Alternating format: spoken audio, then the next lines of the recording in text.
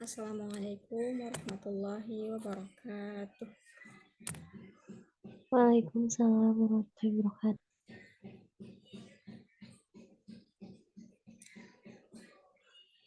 Apakah suara saya terdengar? Terdengar, Kak? Dengar, Kak.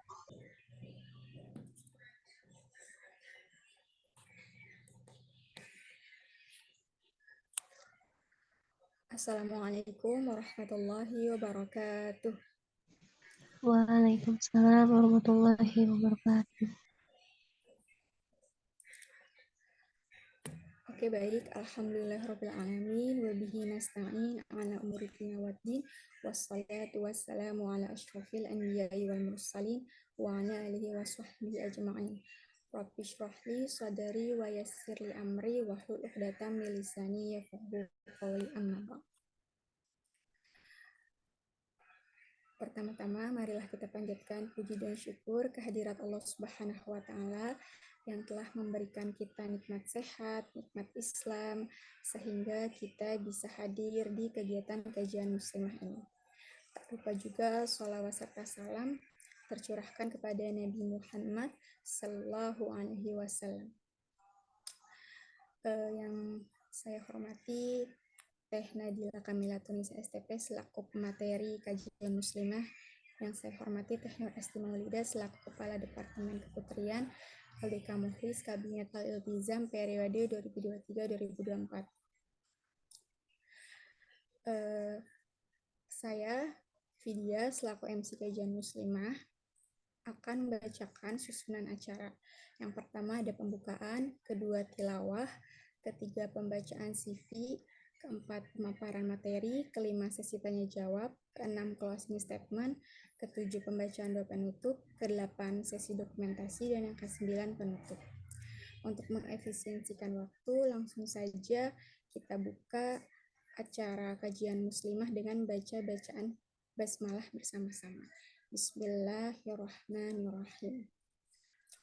Dan dihimbau kepada peserta kajian muslimah yang bisa membuka kameranya, diharapkan on kamera ya. Langsung saja ke acara selanjutnya, yaitu pembacaan tilawah Al-Quran kepada Ukhti Mina. Kepadanya dipersilahkan.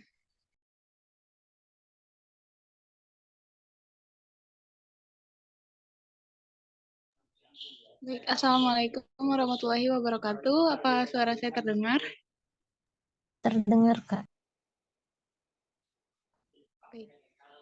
A'udzu billahi minasyaitonir rajim.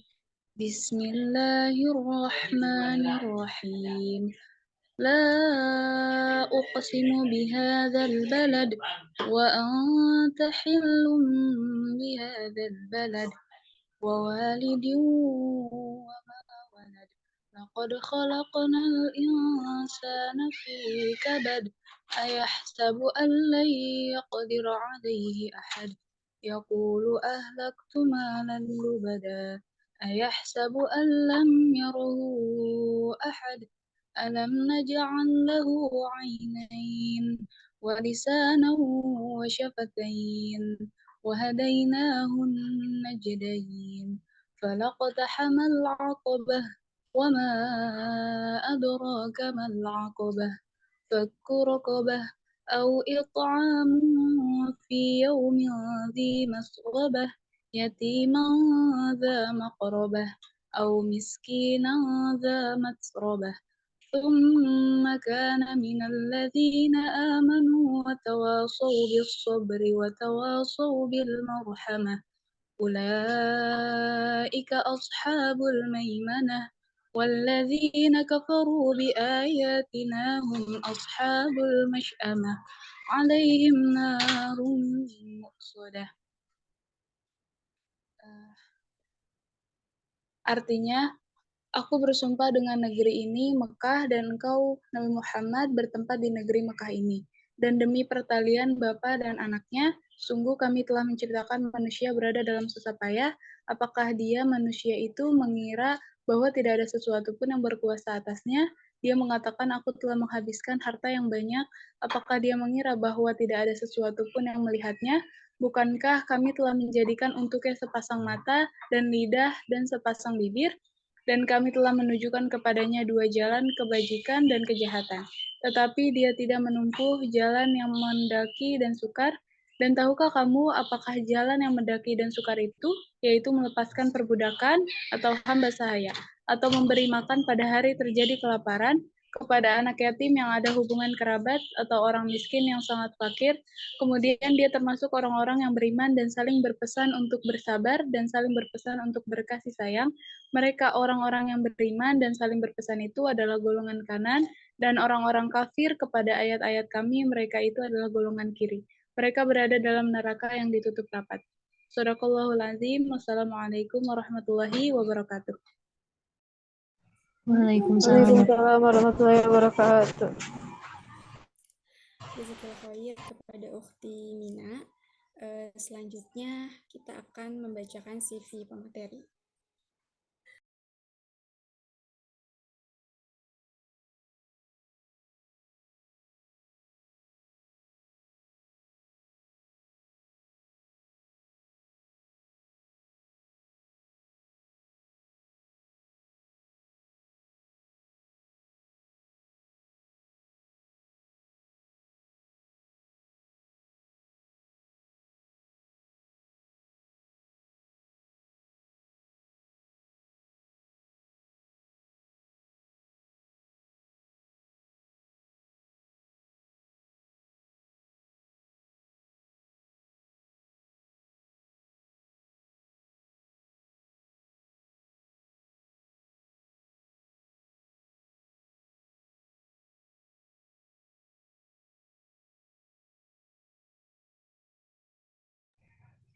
Oke, baik, langsung dibacakan saja dengan pemateri Teh Nadila Kamilatun Nisa, di mana dengan moto hidup menjadi sebermanfaatnya manusia.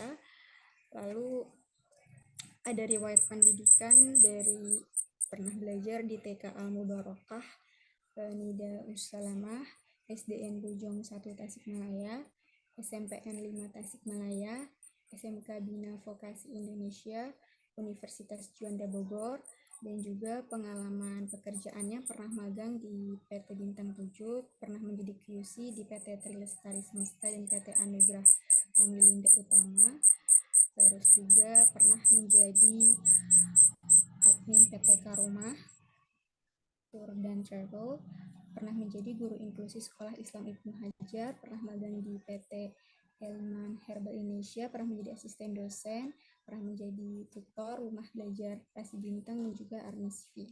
Dan untuk pengalaman organisasinya pernah menjadi admin dan kreatif desain Laskar Sedekah Jakarta, sekretaris umum, staf humas, kepala departemen, staf bidang, bendahara umum, kepala biro sosial, kepala departemen, majelis syuro organisasi, tim manajemen, tim internal sedekah berjamaah, tim media dan konten, dan juga kepala komander kami daerah Bogor.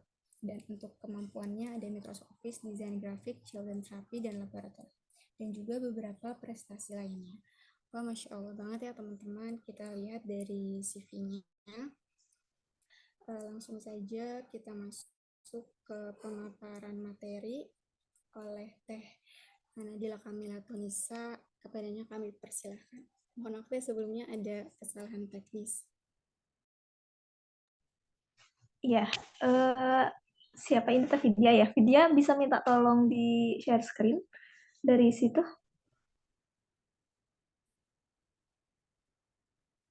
Untuk materinya.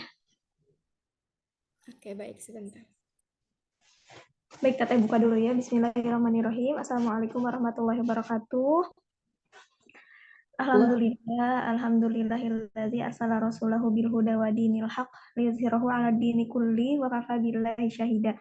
Asyhadu an la ilaha illallah wa asyhadu anna Muhammadan abduhu wa rasuluhu allazi la nabiyya ba'dahu ila yaumil qiyamah amma ba'du. Alhamdulillah di kesempatan hari Jumat, kalau di Jogja ini lagi cerah banget gitu ya, cerah tapi adem, alhamdulillah nggak terlalu panas gitu.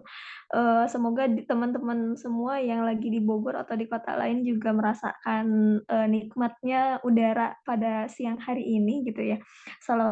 serta salam semoga terlimpah curah kepada baginda alam, pemimpin para nabi, penutup para utusan, yakni Habibana wa Nabiyana wa Maulana Muhammad Sallallahu Alaihi Wasallam. Tak lupa kepada keluarganya, sahabatnya, tabiin tabiatnya.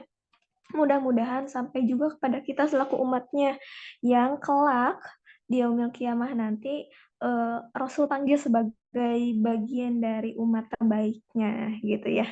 Nah, sebelumnya ini ada berapa orang ya? 10 ya. Sama Teteh 1 mungkin jadi 9. Gimana kabarnya adik-adik semuanya? Ini yang on cam cuma video aja, yang lain bisa on cam? Gimana kabarnya adik-adik semuanya? Semoga sehat selalu ya dimanapun berada. Terus juga Teteh doakan yang sedang sakit, semoga Allah segera angkat penyakitnya, segera pulihkan kembali kondisi tubuhnya. Terus yang sedang dalam banyak urusan, semoga Allah mudahkan urusannya. Yang punya banyak hajat, semoga Allah kabulkan hajatnya satu persatu di waktu terbaik dan di momen terbaik. Terus juga yang memang sedang kesulitan, semoga Allah mudahkan, berikan jalan keluarnya, sebab memang di setiap kesulitan pasti akan ada kemudahan. Ini jam 11.24 ya? Oke, nggak apa-apa, Fria. Kok Fria sih? Iya betul ya, Fria ya. Kalau misalkan on cam karena sinyalnya kurang bersahabat nggak apa-apa, tapi kalau misalkan teman-teman bisa mengusahakan on cam, boleh ya di on cam ya, biar Teteh kan belum pernah ketemu nih, mungkin Teteh baru ketemu sama beberapa aja, sama video kayaknya belum pernah juga ya, udah pernah belum ya, Teteh lupa nih, sama Nawang udah pernah, sama Agustia udah pernah, Halimah juga kayaknya udah pernah, Mina udah, Siti Marsina juga udah, terus siapa lagi yang Teteh udah pernah ketemu ya? Nah, yang selain itu mungkin kita belum pernah ketemu gitu ya. Kalau misalkan teman-teman bisa on cam, boleh on cam. Oke, teman-teman, sebelum kita mulai, Teteh ingin ajak teman-teman berdoa dulu. Kita tundukkan pandangan. Kita mulai dengan ucapan Bismillahirrahmanirrahim. Rabbi zidni ilman warzuqni fahman. Ya Allah, tambahkanlah ilmuku dan pertinggilah kecerdasanku. Semoga dengan doa ini Allah meluruskan niat baik kita untuk sama-sama belajar, karena memang senantiasa kita ini adalah manusia pembelajar ya, namanya manusia harus terus belajar setiap hari gitu ya, khususnya kita para muslimah gitu ya. Tata senang sekali kalau misalkan adik-adik LDK Muhlis ini konsisten gitu ya melakukan kajian kemuslimahan setiap Jumatnya gitu. Nah, pada kesempatan hari ini mungkin Teteh yang kebagian ngisi kamusnya gitu ya. Nah, nanti ini sifatnya sharing aja gitu ya. Kemarin udah kan lalu kalau nggak salah Tata dihubungi sama Aida untuk mengisi kamus dengan tema terkait kemerdekaan hakiki bagi muslimah sejati gitu.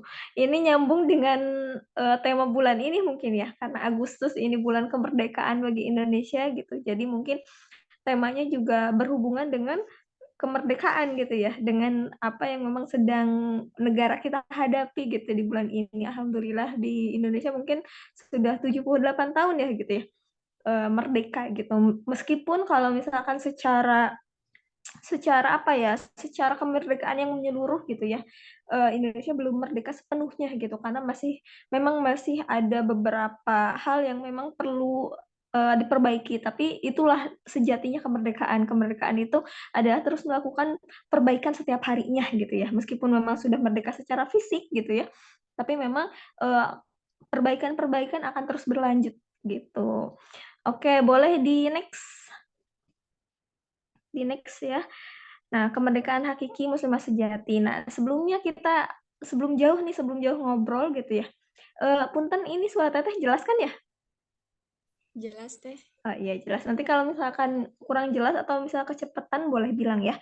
Nah, kita tahu ini dulu, telisik dulu gitu ya. Apa sih sebetulnya makna merdeka itu gitu? Karena kemarin pas Aida bilang Teh pengen ini katanya adik-adik kemuslimahan pengen dengan tema merdeka bagi muslimah. Nah, tapi apa sih merdeka itu gitu ya?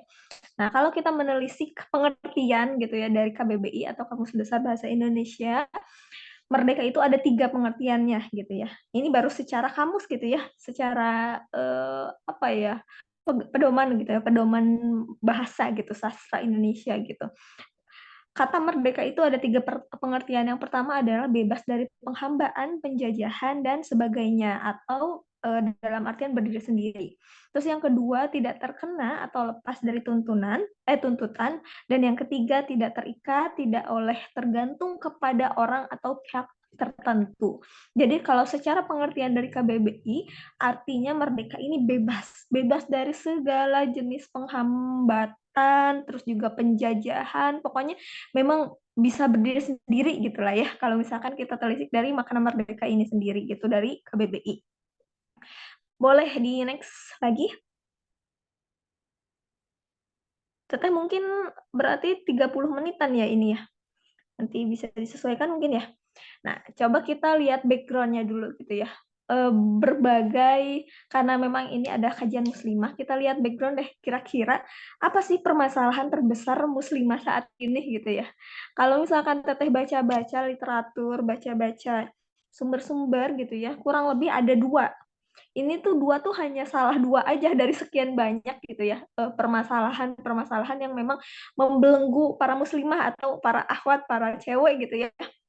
Yang pertama insecure. Bener nggak teman-teman di sini ada nggak yang pernah merasa insecure? Atau teh enggak, aku mah nggak pernah dari kecil selalu merasa pede sekali dengan diri sendiri gitu. Atau gitu. Ada yang pernah merasa insecure? Ada? Ada teh. Ada ya pasti ya. Teteh juga sampai kadang sering banget tuh insecure karena memang itulah kadang apa ya? Kadang jadi penyakit mungkin ya, bukan penyakit ya. Ya terbawa mungkin ya, terbawa oleh keadaan gitu ya. Nah, terus yang kedua ada overthink. Nah, siapa nih yang suka malam-malam sebelum tidur mikir dulu, gak bisa tidur mikirin, aduh besok kayaknya aku gimana ya, besok pakai baju apa ya? Kira-kira kalau minimal, bukan minimal, sesederhana nentuin baju aja. Kadang suka bingung gak sih? Suka jadi overthink gak sih? Itu tuh penyakitnya para awat tuh. Soalnya teteh ngerasain gitu, teteh tuh dulu ya pas waktu sebelum teteh pindah ke Jogja, karena sekarang di Jogja teteh aktivitas saat ini masih di rumah secara full gitu ya. Pas teteh kemarin di Bogor kerja gitu ya, malam tuh udah mikir besok mau pakai baju apa, kalau kerudung ini bawahannya apa, terus sepatunya yang cocok yang mana gitu. Bener gak teman-teman? Sesederhana milih pakaian gitu ya, atau sesederhana nentuin tas mana atau sepatu mana, itu tuh kadang nyita waktu banget gak sih?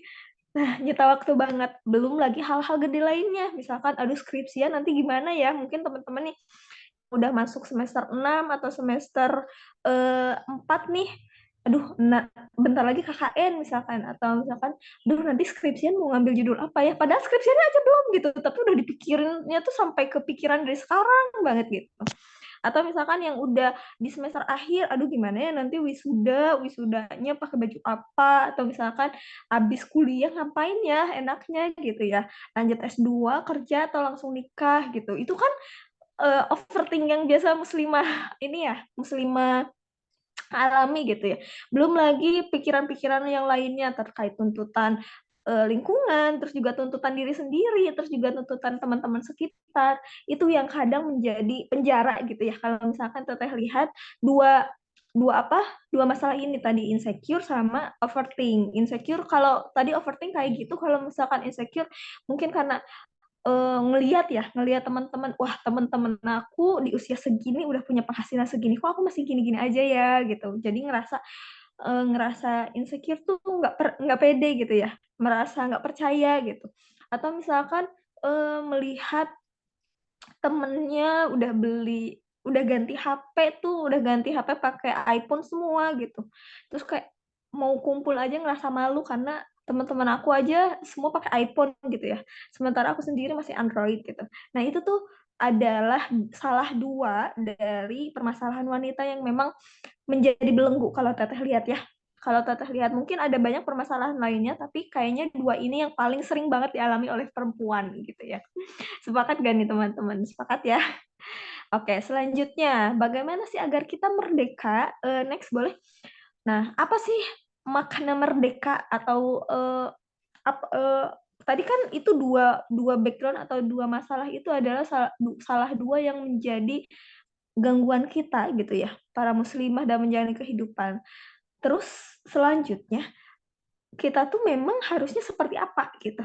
Harusnya seperti apa? Nah, seperti yang memang dijadikan jadi judul kajian muslimah pada siang hari ini gitu. Kemerdekaan muslimah kemerdekaan apa sih? Kemerdekaan sejati bagi muslimah gitu ya. Nah, sebetulnya kemerdekaan sejati bagi muslimah tuh merdeka dalam segi apa sih gitu. Emang yang dimaksud merdeka bagi muslimah kayak gimana gitu. Emang teh kalau misalkan kita masih ngerasa overthink gitu kita belum merdeka atau gimana gitu. Nah, Teteh ambil ada 4 faktor muslimah yang merdeka gitu ya. Atau 4 poin dari muslimah yang merdeka. Yang pertama itu adalah kemerdekaan spiritual. Lalu yang kedua, kemerdekaan intelektual, yang ketiga kemerdekaan emosional, dan yang keempat adalah kemerdekaan sosial. Nah, ini mungkin nanti akan Teteh bahas di poin-poin di depannya gitu ya. Jadi minimal ada 4 yang menurut Teteh harus dimiliki muslimah untuk bisa merdeka dari segala jenis belenggu yang menghantui dirinya gitu ya. Ada 4 ini sehingga ketika 4 ini sudah terlaksana atau misalkan step by step-nya sudah mulai terjalankan, muslimah ini akan merdeka dalam hidupnya gitu ya. Sehingga tidak ada lagi pikiran-pikiran untuk mikirin terus hal-hal yang memang receh gitu ya. Secara duniawi itu receh gitu. Kayak misalkan tadi mikirin besok pakai baju apa itu sebetulnya dalam hal duniawi receh. Masih banyak sekali kan yang harus kita pikirin gitu ya. Nah, next mungkin kita bahas satu-satu ya. Kemerdekaan apa dulu nih? Nah, yang pertama adalah kemerdekaan spiritual. Maksudnya adalah kemerdekaan spiritual ini adalah bagaimana tentang hubungan kita dengan Rob kita atau misalkan dengan Tuhan kita, dengan Allah gitu ya. Tentunya bagi kita umat Islam gitu ya. Tentunya kemerdekaan ini harus didalami dengan iman dan takwa secara paripurna. Paripurna itu adalah secara sungguh-sungguh, secara totalitas gitu ya, sesuai dengan tuntunan. Boleh di next. Nah, apa sih makna merdeka spiritual gitu ya? Teman-teman mungkin pernah dengar apa ya? Pernah dengar ini ya. Pernah dengar makna merdeka dalam arti tauhid gitu ya?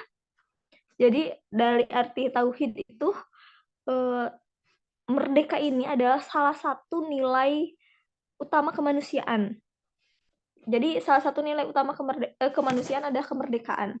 Ini satu-satunya nilai yang membedakan manusia dengan makhluk Allah lainnya. Tapi ini juga punya alat.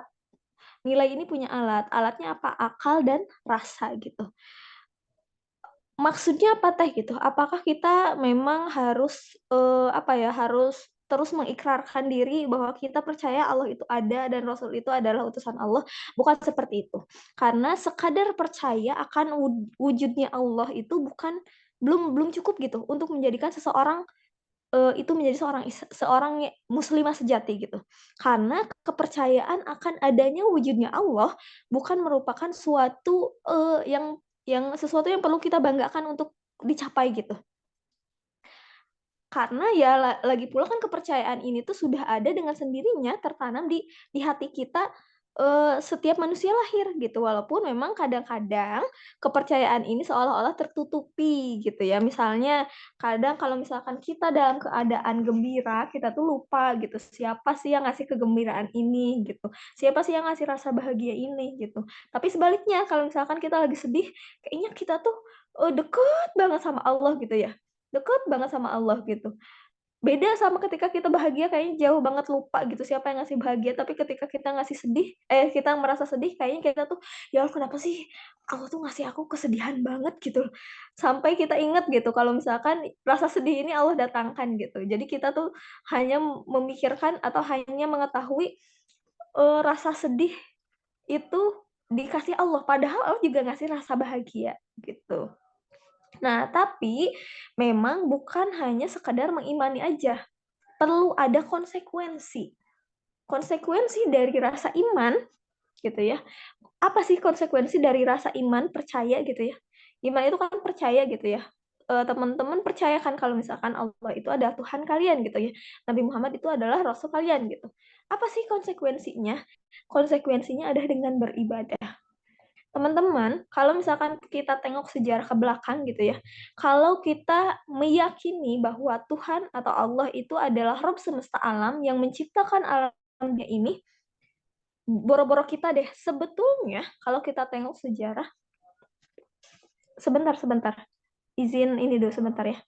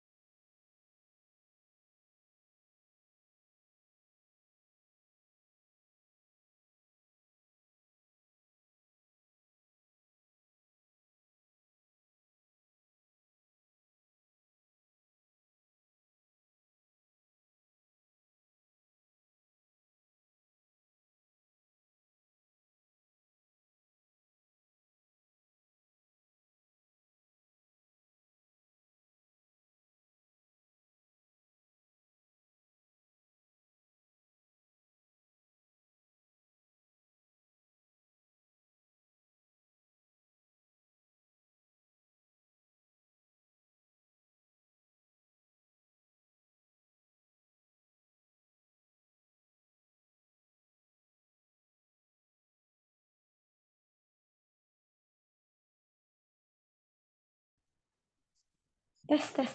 Afwan ya, ada tukang galon. Aduh, ribu ya kalau misalkan sendirian teh di rumah teh. Ya, jadi punten ya tadi kepotong ya tadi ya terkait merdeka gitu ya. Jadi alatnya itu adalah akal. Tadi sampai mana ya? Oh ya, sebetulnya jika kita tengok masa lalu gitu ya. Kalau misalkan kita hanya meyakini bahwa Allah itu adalah betul Rabb semesta alam yang nyiptain alam semesta ini, sebetulnya Abu Jahal itu tuh Abu Jahal, Abu Lahab itu mengakui loh kalau misalkan Allah itu yang nyiptain. Tapi yang membedakan kita dengan orang kafir atau misalkan dengan orang-orang seperti mereka adalah konsekuensi dari iman itu sendiri. Konsekuensi iman itu adalah beribadah. Mereka meyakini kalau misalkan Allah itu yang nyiptain alam semesta, tapi mereka tidak mau melakukan ibadah, tidak mau menyembah kepada Allah gitu ya. Nah, ini yang membedakan kita dengan makhluk lainnya dengan umat lainnya gitu ya. Kalau kita mah kita percaya Allah itu ada yang nyiptain alam semesta, tapi kita juga harus mau berkonsekuensi untuk melaksanakan segala perintahnya, gitu ya. Jadi merdeka secara spiritual bagi manusia atau bagi muslimah khususnya gitu ya, ketika kita membebaskan diri dari segala jenis penghambaan kepada selain Allah dan memasrahkan segala-galanya, segala daya upaya kita hanya kepadanya. Kayak tadi misalkan kalau misalkan kita sering insecure gitu ya, tapi ketika kita percaya bahwa Allah akan mengatur segala urusan kita, itu tuh insya Allah nggak akan ada insecure atau overthink, aduh besok gimana, bahkan kalau kata salah satu sastrawan, ketika kita bingung besok mau makan apa aja, itu katanya udah bisa dikatakan murtad gitu ya. Nauzubillah ya. Semoga kita juga bisa merdeka secara spiritual dalam arti kita bisa membebaskan diri dari segala jenis penghambaan dari selain Allah gitu. Apapun itu. Penghambaan kepada dunia, penghambaan kepada harta, penghambaan kepada benda gitu. Kita terlalu mencintai LDK Mukhlis gitu sampai kita lupa rapat berjam-jam tapi lupa nggak tilawah satu juz gitu. Nah, itu juga hati-hati loh teman-teman gitu ya, perlu diwaspadai gitu. Oke, boleh di next. Itu yang pertama, yang merdeka secara spiritual. Yang kedua adalah kemerdekaan intelektual, atau ini menyangkut pentingnya perempuan itu memiliki pendidikan dan ilmu pengetahuan yang tinggi, gitu ya. Boleh di next lagi, kita lihat figurnya. Nah, kalau misalkan ini Teteh mau contek figur deh ya. Figurnya yang pertama tuh adalah Bunda Aisyah, Sayyidah Aisyah radhiyallahu anha. Beliau adalah salah satu yang meriwayatkan banyak hadis setelah lebih dari Abu Hurairah. Yang kita ketahui kan Abu Hurairah itu adalah periwayat hadis terbanyak, tapi sebetulnya Bunda Aisyah itu meriwayatkan lebih banyak hadis, gitu ya. Terus yang kedua, menjadi tempat bertanya para sahabat setelah Rasulullah Shallallahu Alaihi Wasallam wafat. Bahkan dalam satu keterangan disebutkan bahwa ketika seluruh pengetahuan wanita yang ada di dunia dikumpulkan, lalu kita bandingkan dengan pengetahuan yang Aisyah punya, yang Aisyah miliki, itu jauh lebih tinggi pengetahuan Aisyah. Makanya kenapa kita itu perlu banget untuk sekolah tinggi. Teman-teman nih keren banget yang sudah memutuskan untuk sekolah, melanjutkan sekolah dari SMA atau dari SMK gitu, untuk ke kuliah gitu ya. Ataupun minimal kalau misalkan nggak sekolah tapi kemauan untuk belajar, untuk menuntut ilmu dimanapun itu ada, itu udah alhamdulillah gitu ya. Karena apa? Sejatinya ibunda kita juga, salah satu teladan kita juga Bunda Aisyah juga menyontohkan seperti itu gitu ya. Bahkan ketika ada sahabat yang kebingungan akan suatu masalah, itu pasti bertanya kepada Aisyah ketika Rasulullah sudah wafat, dan Aisyah menjelaskan secara rinci gitu ya. Itu contohnya yang pertama. Kalau di zaman sekarang teman-teman pernah dengar Mbak Dewi nih, teteh ini tulisin Mbak Dewi Nur Aisyah. Nah, Mbak Dewi Nur Aisyah itu salah satu tokoh idola Teteh gitu ya. Teman-teman kalau misalkan suka main Instagram, boleh banget dikepoin Instagramnya Mbak Dewi. Teteh cantumin tuh satu kutipan dari Mbak Dewi. Boleh Teteh bacain ya. Itu ada di slide tapi mungkin buram ya. Jadi Teteh bacain aja. Jadi kalau kata Mbak Dewi itu seringkali beliau mendapatkan pertanyaan gini. Bagaimana mengatur keinginan menuntut ilmu atau berkarya seorang wanita muslimah dengan kewajibannya sebagai seorang istri dan ibu, karena kan beliau seorang istri dan juga seorang ibu dari 3 anaknya gitu ya. Nah, terus kata Mbak Dewi itu, menurut saya gitu ya, menikah dan memiliki anak dengan berkarya dan berdaya bukan pilihan yang saling meniadakan gitu. Namun kedudukannya yang kehadiran kedua atau ketiganya dapat meningkatkan derajat kemuliaan. Jadi menjadi istri ataupun menjadi ibu tidak pernah menghalangi Mbak Dewi ini untuk berdaya bagi sekitar gitu. Jika ditanya kesibukannya apa, Mbak Dewi itu selalu jawab kalau misalkan saya ada seorang ibu rumah tangga yang saat ini diminta membantu, kan beliau jadi salah satu data scientist juga ya, membantu Kementerian Kesehatan untuk mengakselerasi program transformasi digital layanan primer setelah COVID gitu ya. Dia selalu menuturkan kalau misalkan saya ibu dan seorang istri itu di nomor pertama gitu ya. Jadi kenapa kok bisa gitu ya? Seimbang gitu antara beliau berkarya, berdaya, dan kewajibannya sebagai seorang istri dan ibu tidak lepas gitu. Bagaimana bisa gitu? Seseorang pernah tanya gitu dalam satu kajian gitu ya. Terus beliau itu pernah jawab bahwa kesungguhan dalam merajut ikhtiar dan beramal sudah pasti seorang wanita dengan beragam peran itu harus memiliki tenaga ekstra, terus juga kesabaran, keikhlasan, serta kemampuan untuk mengatur waktu dan dirinya agar seimbang senantiasa. Tapi bukankah surga itu, kata beliau ya, lebih dekat pada mereka yang lebih besar perjuangannya, lebih indah kesabarannya, dan lebih terjal mendaki perjalanannya? Maka Mbak Dewi itu kembali menyampaikan gitu ya, meskipun tidak mudah dan perlu perjuangan besar yang tidak sebentar, beliau merasa bahwa menjadi seorang ilmuwan perempuan itu bukanlah sebuah keterbatasan, gitu kata beliau, namun sebuah kesempatan gitu ya untuk memberikan contoh dan hasil terbaik bagi masyarakat baik di tingkat nasional maupun di tingkat global. Jadi tidak bisa gak usah ditiadakan satu sama lain gitu. Kalau misalkan mau sekolah tinggi ya udah sekolah tinggi aja gitu.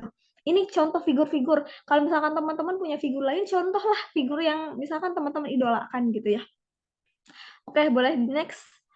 Jadi memang perempuan harus sekolah tinggi bukan untuk memamerkan ilmunya gitu, tapi itu adalah bagian dari kewajiban kita sebagai manusia yang dibekali akal pikiran gitu ya. Yang ketiga adalah merdeka secara emosional, merdeka secara mental, emosi, terus juga kemandirian, sehingga memang terhindar dari rasa tidak percaya diri atau tadi insecure gitu ya. Boleh di next. Nah, merdeka secara emosional ini Teteh bagi jadi 3. Yang pertama secara mental. Nah, ada ya kejadian-kejadian atau misalkan apa ya, hambatan-hambatan yang sering dijumpai oleh wanita gitu. Yang pertama blaming, nyalah-nyalahin orang ketika kita mengalami sesuatu gitu ya. Kita tertimpa sesuatu, nyalahin iya deh gara-gara si Anu aku jadi kayak gini gitu. Sering ada yang kayak gitu ya. Terus ada juga yang jadi mental korban. Mental korban tuh merasa gara-gara ini semua aku jadi kayak gini. Nah, itu mental korban tuh.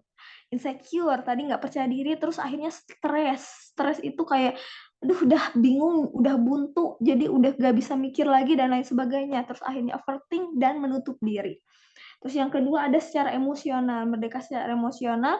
Contoh hambatannya adalah baperan nih teman-teman yang masih suka baper nih, apalagi misalkan ada ikhwan-ikhwan yang tiba-tiba bilang, siapa ya, misalkan Nadila gitu, jangan teteh, misalkan Fulana gitu ya, keren banget tadi bisa hadir di kamus gitu, terus ngapung gitu, ngapung teh apa ya, terbang gitu ya. Nah, jangan baperan lah teman-teman ya, sebagai muslimah mah nggak usah baperan gitu ya, anggap aja semuanya ya kayak omongan biasa gitu. Atau misalkan baperan karena temen, nggak diajakin makan seblak di WP terus baper, dia mah gitu ke aku teh gitu ya. Nah, jangan kayak gitu juga gitu ya. Pandanglah segala sesuatu dari segi positif gitu ya. Terus juga akhirnya merasa terasing, kayak tadi misalkan lagi kumpul-kumpul, yang lain mah bahasannya seru, kok aku nggak nyambung gitu. Itu nggak usah, jangan merasa terasing ya. Terus juga ada yang luka batin, kayak misalnya diomongin sama si ini, tapi nggak terima, akhirnya jadi ngebatin banget, kayaknya aku tuh terluka banget gitu, sehingga sulit berekspresi ketika harus bersedih. Dia, kok aku nggak ngerasa sedih ya, temennya kayak gini gitu, yang lain mah pada ngerasa sedih tapi dia enggak gitu. Nah, uzubillah, itu ada salah satu yang mental sama emosional ini, ada salah satu jenis hambatan yang memang sering dijumpai gitu ya. Makanya untuk mental dan emosional ini kita perlu cegah. Cegahnya dengan cara apa? Dengan pengelolaan emosi yang baik. Kenali dulu apa emosi itu. Namanya emosi itu bukan mengenal emosi, bukan berarti kita mengenal marah gitu. Emosi itu banyak banget ragamnya teman-teman. Ada emosi sedih, bahagia, kecewa, nyaman, rindu, tenang. Itu tuh emosi namanya semuanya. Jijik itu tuh emosi gitu. Jadi jangan dianggap emosi itu hanya marah. Enggak, gitu. Nah, kita perlu tahu dulu segala jenis emosi, sehingga ketika ada salah satu perasaan datang, kita tuh bisa identifikasi, oh ini tuh kenapa ya aku kayak gini? Oh, ternyata aku tuh sedang merasa nyaman gitu. Atau misalkan, oh aku sedang merasa kecewa, atau aku sedang merasa sedih.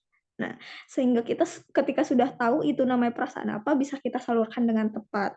Dan yang ketiga, mereka secara emosional ada femininitas. Nah, ini sesuai dengan buku yang sedang Teteh baca ya. Teteh lagi baca buku judulnya Femininitas Jalan Pulang Fitrah Bunda, karyanya Ustadz Aad ya, Adriano Rusti. Nah, jadi femininitas ini adalah rasa dan merasa. Ini adalah salah satu supply terbesar seorang perempuan gitu ya. Supply terbesar seorang perempuan itu 75% kita harus feminin, teman-teman. Baru 25% adalah maskulin. Jangan kebalik. Perempuan tuh nggak boleh maskulin lebih unggul. Teh gimana? Udah aku mah kayaknya suka banget berpetualang, suka banget suka banget nanjak atau suka banget traveling, ya nggak apa-apa gitu. Tapi jangan sampai kemaskulinan kita itu menutup kefemininan kita. Karena memang secara fitrah manusia perempuan itu harus feminin 75%. Secara fitrah dari sanahnya gitu ya. Jadi ini adalah tentang kualitas dan karakter yang sejatinya memang harus tersimpan pada diri manusia muslimah atau perempuan gitu ya. Femininitas ini berbicaranya tentang hati nurani. Ini yang memang tidak dimiliki oleh laki-laki secara banyak secara besar. Hanya perempuan yang punya kualitas ini secara lebih besar dibanding laki-laki gitu ya. Gimana cara mengasah feminitasnya, ini banyak banget pembahasannya tuh, bisa satu buku. Nanti mungkin teman-teman kalau misalkan mau kita bedah buku tentang femininitas boleh, atau misalkan yang mau baca bukunya boleh nanti pinjam sama Teteh gitu ya. Nah, yang terpenting ketiga hal ini secara mental, emosional, femininitas itu tuh harus terasah sehingga kita merdeka secara emosional bagi seorang wanita muslimah gitu ya. Dan yang terakhir, boleh di next merdeka secara sosial, yaitu tentang kontribusi kita, kontribusi nyata dan pemberdayaan secara langsung kepada masyarakat lebih luas. Boleh di next lagi? Ada 4 ya peran kita di masyarakat.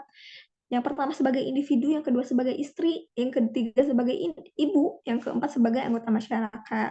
Pertama, sebagai individu, kita harus mampu tuntas terhadap dirinya, terus juga mengetahui potensi, minat, bakat, misi spesifik yang Allah turunkan pada diri kita sendiri. Jangan sampai nih kita udah berapa tahun nih teman-teman, rata-rata 20 tahunan ya. Misalkan kita udah 20 tahun, tapi kita nggak tahu nih sebetulnya kelebihan dan kekurangan diri sendiri apa aja gitu. Coba sekarang Teteh minta dalam waktu 10 detik, siapa ya yang mau Teteh tunjuk nih? Sebutkan 5 kelebihan dan 5 kekurangan diri. Dalam 1 menit, coba. Siapa yang mau? 5 kelebihan dan 5 kekurangan. Nawang boleh nih yang on cam, boleh sebutin. 5 Teh. Ya, 5 kelebihan, 5 kekurangan. Kekurangan, apa ya? 1 menit. Nggak boleh lama-lama, 5 doang nih. Kekurangan, kurang percaya diri, lupa, ceroboh,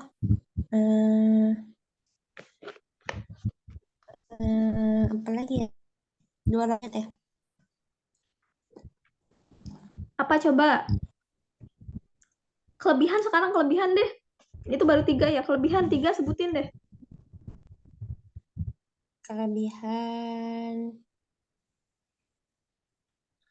nggak takut panas, kreatif, nggak tahu Teh, tapi nggak enak.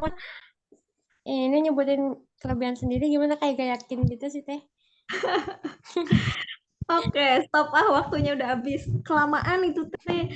Sekarang wanita yang muslimah yang sebagai individu itu udah beres. Ketika misalkan ditanya, sebutkan 5 kelebihan kamu, itu tuh udah tahu.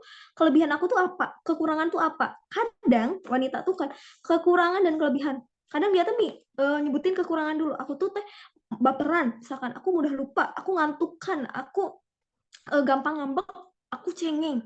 Terus kelebihan apa ya? Aduh, kelebihan aku cantik, terus aku suka makan. Apalagi ya? Nah, itu kadang problem wanita. Dia kayak mikirin terus kekurangan dirinya sendiri sampai dia lupa kelebihannya itu apa gitu ya. Atau misalkan dia sendiri sampai bingung kelebihan sama kekurangan dirinya apa aja gitu ya. Nah, ini yang harus berarti teman-teman harus perlu beresin. Kira-kira berarti teman-teman tuh kayak belum mengenal seutuhnya diri sendiri gitu ya. Kalau misalkan mau mengenali secara utuh diri sendiri, coba deh. Sekarang kan banyak tools ya. Banyak tools di zaman sekarang, bisa pakai MBTI, talent mapping, terus juga Stephen. Teteh tuh melakukan pengenalan diri sendiri pakai tools-tools itu. Teteh lakuin tes Stephen, dalami tes Stephen, terus Teteh talent mapping, dalami talent mapping, semuanya Teteh dalamin. Karena apa? Teteh pengen sebagai individu Teteh beres gitu ya. Gitu. Sehingga ketika kita sudah mengenal diri kita tuh siap untuk berkontribusi di masyarakat gitu ya.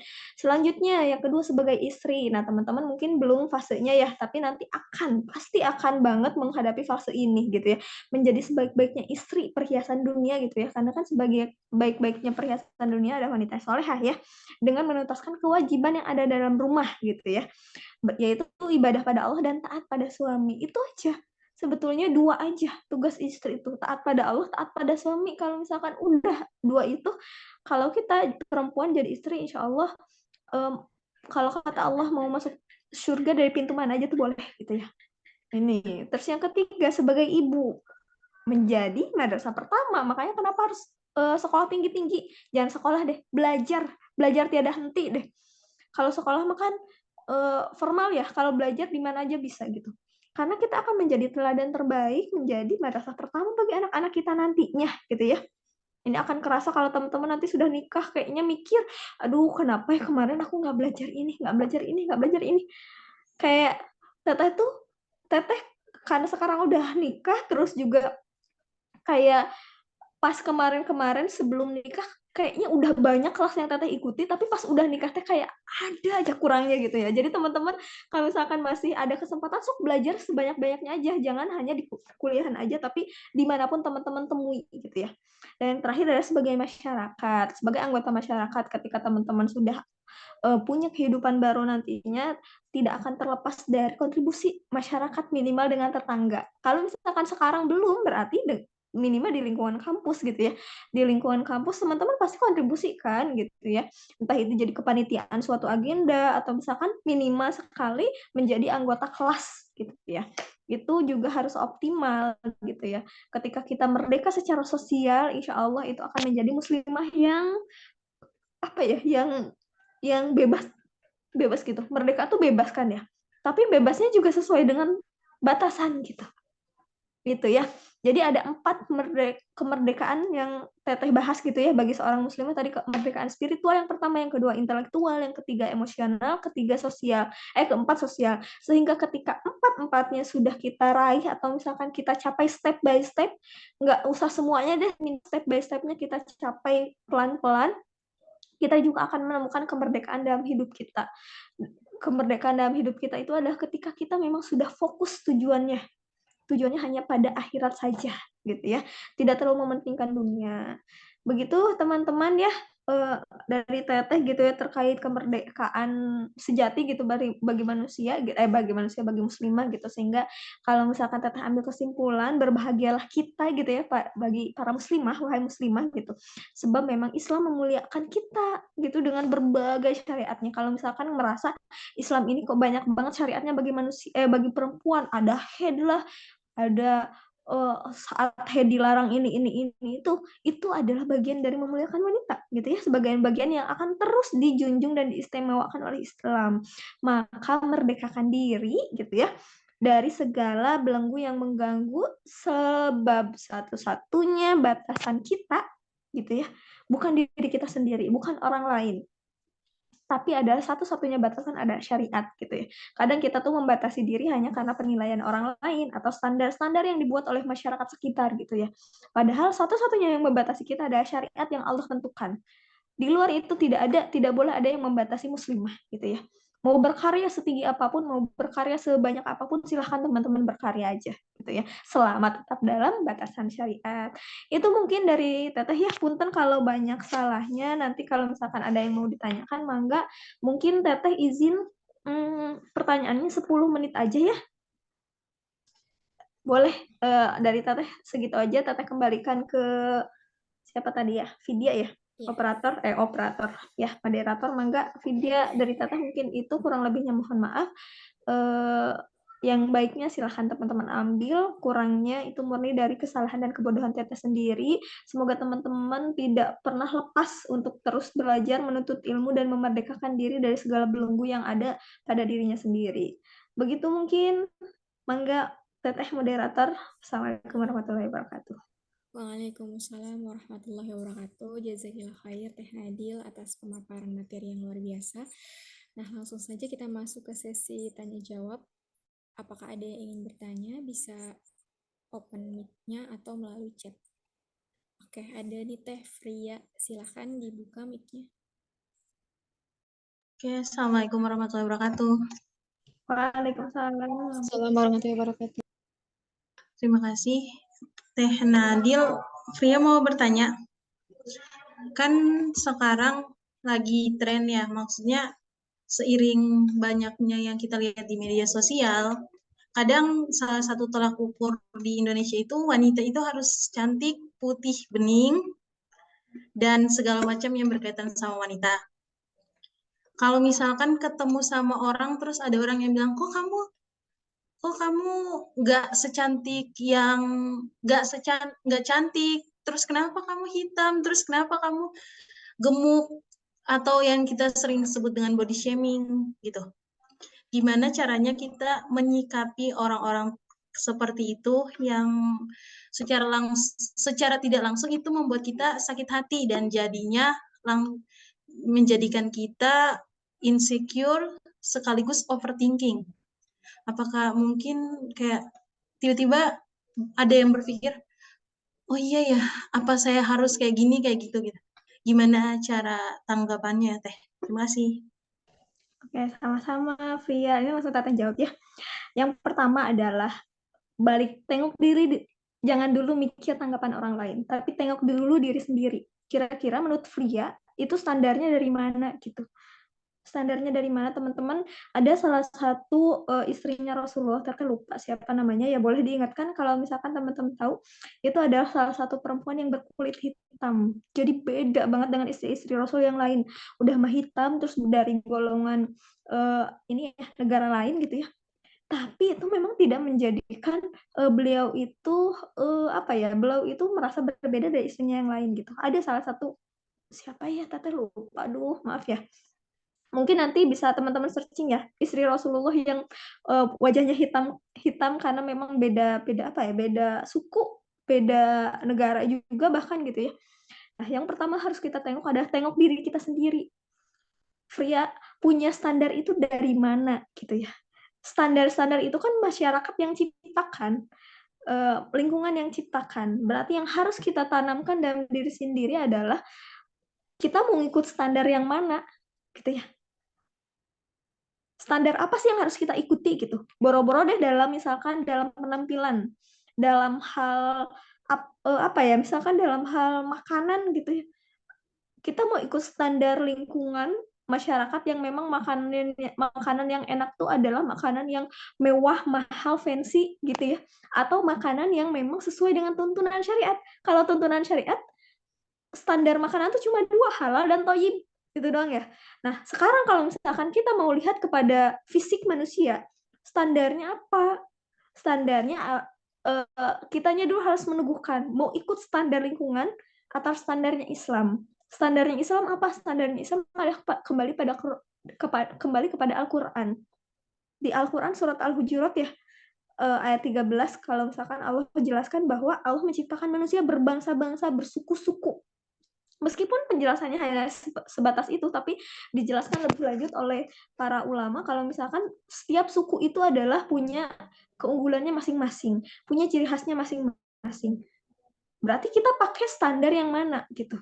Kalau pakai standar lingkungan, kalau pakai standar Indonesia atau misalkan standar Miss Universe gitu ya pasti kita akan ikut standar itu. Tapi kalau misalkan kitanya sendiri teguh ikut standar yang Allah tuntunkan dalam syariat Islam, insya Allah nggak akan ada seperti itu, karena memang setiap manusia diciptakan dengan bentuk sebaik-baiknya.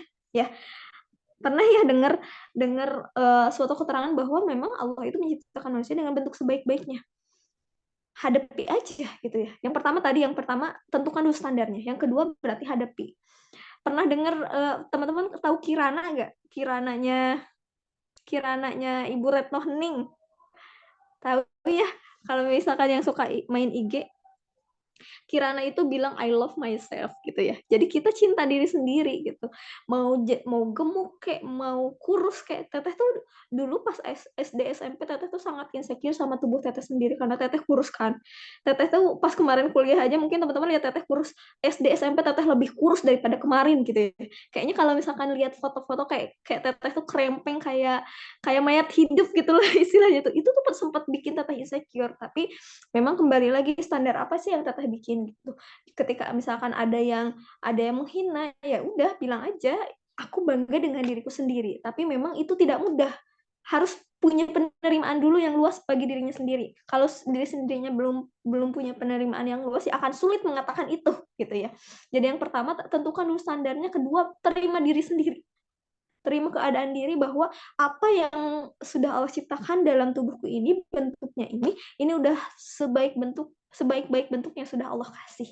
Yang ketiga ya udah hadepin, tinggal bilang bahwa ini adalah tubuh rupa yang Allah ciptakan sebaik-baiknya. Tentu itu nggak akan mudah gitu, perlu proses gitu ya. Itu mungkin kalau dari Teteh gitu, karena Teteh juga pernah kok merasakan insecure karena sangat-sangat krempeng ya pas SD SMP tuh Teteh SD kelas 6, bayangkan berat badan Teteh 29 kilo. Kelas 6 mau SMP. Itu ya, jadi Teteh juga sempat merasa insecure gitu ya sama berat badan sendiri gitu. Tapi ya balik lagi kembali ke standar yang kita buat, penerimaan diri dan juga kita hadapi aja gitu ya. Sebetulnya mah orang-orang tuh ngelihat ngomen kayak gitu tuh berarti tandanya perhatian, berarti dia merhatiin terus kita nih gitu. Jadi teman-teman bersyukur aja ada yang merhatiin berarti gitu ya. Itu mungkin kalau dari Teteh, mungkin kalau misalkan dari yang lain ada yang mau nambahin mah enggak. Gitu, Fria, cukup? Cukup ya? Cukup teh. Oke, ada lagi? Mungkin boleh satu lagi kalau ada ya, kalau nggak ada nggak apa-apa. Izin bertanya. Mangga. Jadi gini teh, kan dalam berkontribusi itu kan perlu ilmu dan skill yang banyak ya. Dan buat dapat semua ilmu dan skillnya itu kan perlu waktu yang lama gitu. Dan melihat orang gitu kan kemampuan masing-masing kan beda-beda. Ada yang belajarnya waktunya cepat, ada yang lama gitu. Nah, kadang kita ngerasa ketinggal gitu. Terus ngerasa harapan lagi buat berkontribusi atau kayak hilang semangat gitu. Kayak prosesku kok lama banget sih gitu kan, karena ngeliat orang juga gitu. Nah, untuk pertanyaannya, kira-kira prinsip apa yang bisa kita pegang untuk terus belajar dan buat nikmatin prosesnya gitu. Kayak susah aja gitu ngeliat orang yang kayak udah jauh gitu. Gitu aja sih teh. Oke, terima kasih Nawang pertanyaannya ya. Prinsipnya supaya kita juga bisa kontribusi ya dalam bentuk apapun. Jadi kontribusi itu teman-teman, kontribusi itu ada perjalanan panjang. Jadi sebetulnya kalau misalkan tadi kata Nawang perlu belajar, ya betul perlu belajar, panjang banget belajarnya juga ya. Kita harus nguasain ini dulu. Tapi yang penting dari kontribusi itu adalah melakukan apapun, bergerak apapun yang kita bisa. Itu prinsipnya, bergerak apapun yang kita bisa. Selama kita baru bisa, misalkan di lingkungan masyarakat lagi ada lomba 17-an, ada yang jadi sponsor, donatur, ada yang lain. Tapi kita cuma baru bisa bawain apa ya? Bawain air minum buat para pengisi tamu, ya itu adalah bentuk kontribusi kita, gitu ya. Selama kita baru bisa melakukan itu, ya lakuin aja. Atau misalkan kita baru cuma bisa nyediain kresek buat tong sampah gitu ya. Ya itu lakuin aja gitu. Yang kadang jadi hambatan kita dalam melakukan kontribusi adalah, ih aku mah udah nggak bisa ngapa-ngapain gitu. Padahal banyak loh yang bisa kita lakuin. Sesederhana ngasih air minum ke MC gitu, itu tuh kontribusi gitu ya. Atau misalkan sesederhana nyedain tadi tempat sampah, ngambilin sampah. Meskipun itu tidak terlihat oleh kacamata manusia, tapi bagi kacamata Allah itu tetap terlihat gitu ya. Jadi jalani aja prosesnya dengan cara bergerak melakukan apa yang kita bisa. Kayak Siti Hajar ya, kalau misalkan kita pelajaran bergerak ini tetap terinspirasi dari kisahnya Siti Hajar. Siti Hajar bergerak nggak sih ketika mencari minum untuk anaknya Ismail? Yang dia lakukan hanya bergerak dari sofa. Kayaknya di Marwah ada air, balik ke Marwah. Terus kata pas di Marwah, kayaknya di sofa ada air, ke sofa lagi. Terus kayaknya di Marwah ada air, terus ngelakuin itu 7 kali, padahal nggak ada hasilnya, gitu ya. Tapi yang dilakukan Siti Hajar adalah bergerak. Hasilnya siapa yang nentuin? Allah kan ya. Yang nentuin adalah Allah. Tahu-taunya airnya ada muncul di kakinya Nabi Ismail sendiri gitu. Maka tugas kita adalah bergerak aja, lakuin yang kita bisa. Kalau kita bisanya jalan kaki, ya jalan kaki aja, nggak usah lari maraton kayak yang lain gitu ya. Kalau misalkan yang lain bisanya terbang, lari maraton, ya kita misalkan cuma bisa ngerondang. Apa sih ngerondang tuh bahasa Indonesia tuh? Ngerondang tuh, ngerti mau ngerondang nggak? Apa sih ngerondang tuh? Merangkak ya. Nah, merangkak gitu. Kalau kita cuma bisa ngerangkak, ya ngerangkak aja daripada diem gitu ya. Jadi prinsipnya agar kita bisa menikmati proses adalah bergerak, lakukan apa yang kita bisa gitu ya. Jadi jangan nunggu dulu kita semuanya punya kemampuan. Pokoknya aku pengen dulu punya kemampuan public speaking, pengen punya kemampuan komunikasi efektif dulu baru aku mau bisa terjun ke masyarakat. Enggak gitu. Di masyarakat mah sekecil apapun itu ada kontribusi. Gitu ya, Nawang ya. Semoga menjawab. Jadi ini juga jadi tantangan gitu ya. Teteh juga sama ketika Teteh pindah ke Jogja, tantangan dakwahnya beda banget. Kalau jadi mahasiswa mah enak sih ya teman-teman, beneran. Dakwahnya tuh cuma ke mahasiswa. Aduh, ini mah pas udah terjun di masyarakat, mau kontribusi sama masyarakat tuh luar biasa ya. Perlu menyingkirkan ego-ego diri. Harus mau terjun apapun yang bisa kita punya. Begitu ya. Semoga bisa menjawab.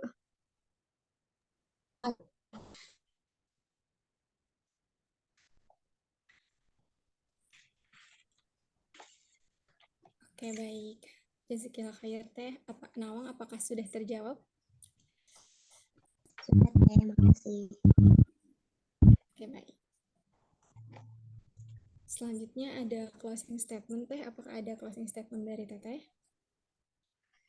Kalau dari Teteh closing statement-nya sama ya kayak tadi pas waktu di kesimpulan bahwa berbahagialah kita para muslimah gitu ya, bahwa Allah tuh muliakan kita dengan segala syariatnya. Jadi syariat Islam yang banyak itu kita kan dituntun oleh syariat ya, dari mulai bangun tidur sampai ke tidur lagi tuh harus nutunin syariat gitu ya.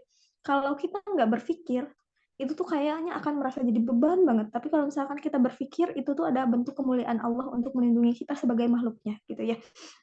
Jadi merdekakan diri dari segala jenis belenggu-belenggu, tidak ada yang membatasi kita wahai para muslimah, batasannya hanya satu, yaitu syariat. Gitu. Selama tidak keluar dari syariat, silahkan berkaryalah, silahkan belajarlah setinggi mungkin, berkontribusi seluas-luasnya, merdekakan diri baik dari segala secara spiritual, intelektual, emosional maupun sosial. Dari Teteh mungkin itu, semoga teman-teman bisa bisa memaksimalkan kemerdekaannya minimal dari dirinya sendiri, khususnya bagi lingkungan kampus gitu ya. Karena teman-teman masih di kampus, khususnya bagi teman-teman lain di lingkungan kampus. Dari Teteh mohon maaf kalau banyak salah ya. Semoga bisa berjumpa di lain kesempatan. Mohon maaf kalau misalkan banyak salahnya atau misalkan ada yang kurang, nanti bisa japri aja Teteh gitu. Kalau misalkan mau tanya atau apapun, nggak bisa WA aja gitu ya. Nanti boleh di-share aja nomor WA-nya. Teteh juga ada di grup kamus, nggak bisa kalau misalkan mau sharing-sharing atau apapun. Begitu mungkin dari Teteh. Terima kasih banyak. Assalamualaikum warahmatullahi wabarakatuh. Waalaikumsalam warahmatullahi wabarakatuh. Terima kasih Teh. Selanjutnya pembacaan doa penutup kepada Ukhti Siti Marsinah. Kepadanya dipersilakan. Baik, Assalamualaikum warahmatullahi wabarakatuh. Untuk menutup kajian pada siang kali ini, marilah kita menadahkan tangan sejenak. Auzubillahi minasyaitonirrajim. Bismillahirrahmanirrahim.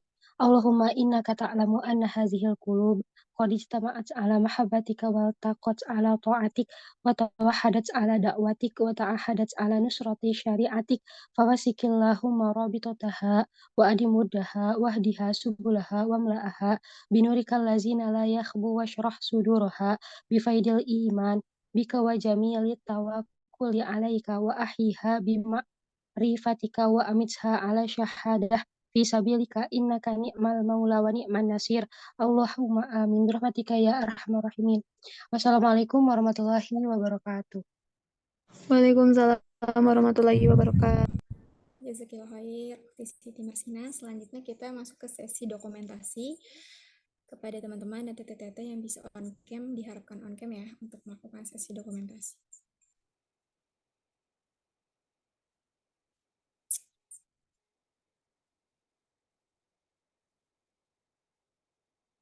Oke, langsung saja ya, tanpa berlama-lama, dihitung 1-3. 1, 2, 3. Lagi, sekali lagi. 1, 2, 3. Oke, baik. Alhamdulillahirrahmanirrahim, kita sudah berada di penghujung akhir acara. Jazakumullah khairan katsiran kepada teman-teman dan teteh-teteh yang sudah bergabung di kajian muslimah pekan ini. Saya selaku MC dan operator, kurang lebihnya mohon maaf. Sampai jumpa di kamus pekan depan. Wassalamualaikum warahmatullahi wabarakatuh. Waalaikumsalam warahmatullahi Waalaikumsalam warahmatullahi wabarakatuh. Izin live ya.